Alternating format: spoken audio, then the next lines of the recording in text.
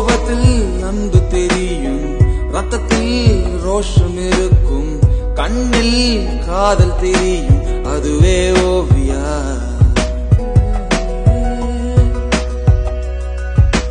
Julie நீங்க shut up பண்ணுங்க, காயத்ரி நீங்க ஷட்டப் பண்ணுங்க, நமிதா நீங்க ஷட்டப் பண்ணுங்க, எல்லோரும் ஷட்டப் பண்ணுங்க. ஷட்டப்